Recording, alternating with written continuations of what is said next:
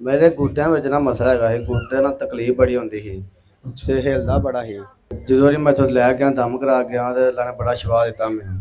ਹੁਣ ਉਹ ਦਰਦ ਵੀ ਨਹੀਂ ਹੁੰਦੀ, ਤਕਲੀਫ ਵੀ ਕੋਈ ਨਹੀਂ ਹੁੰਦੀ ਮੈਨੂੰ। 0303 044 6044 ਦਰਦ ਇੰਨੀ ਕੁ ਹੁੰਦੀ ਸੀ, ਨਾ ਮੇਰੇ ਕੋਲ ਲੰਮੇ ਪਿਆ ਜਾਂਦਾ ਸੀ, ਨਾ ਬੈਠਾ ਜਾਂਦਾ, ਨਾ ਤੁਰਿਆ ਜਾਂਦਾ ਸੀ। ਡਾਕਟਰਾਂ ਨੂੰ ਗਏ ਤੇ ਉਹਨਾਂ ਨੇ ਕਿਹਾ ਕਿ ਨਾਲੀ ਬੰਦ ਤੇ ਗੁੱਟੇ ਦੀ ਸ਼ੁਰੂ ਤੋਂ ਇਹਦਾ ਆਪਰੇਸ਼ਨ ਹੋਏਗਾ। ਤੇ ਮੈਂ ਆਪਰੇਸ਼ਨ ਨਹੀਂ ਕਰਾਇਆ, ਮੈਂ ਇੱਥੇ ਤੁਹਾਨੂੰ ਟਿਕਟੋਕ ਤੇ ਵੇਖਿਆ ਸੀ ਮੋਬਾਈਲ 'ਚ। ਅੱਛਾ ਜੀ। ਤੇ ਫਿਰ ਤੁਹਾਡੇ ਕੋਲ ਆਇਆ ਹਾਂ। ਅੱਛਾ, ਤੇ ਕਿਤਨੀ ਕੁ ਦੇਰ ਤੋਂ ਇਹ ਤਕਲੀਫ ਸੀ? 2 ਮਹੀਨੇ ਹੋ ਗਏ ਨੇ। ਤੇ ਕੋਈ ਚੰਗੀ ਜਗ੍ਹਾ ਤੋਂ ਦਵਾਈ ਖਾ ਲੈਣੀ ਸੀ? ਬੜੀ ਜਗ੍ਹਾ ਤੋਂ ਲਈ ਦਵਾਈ।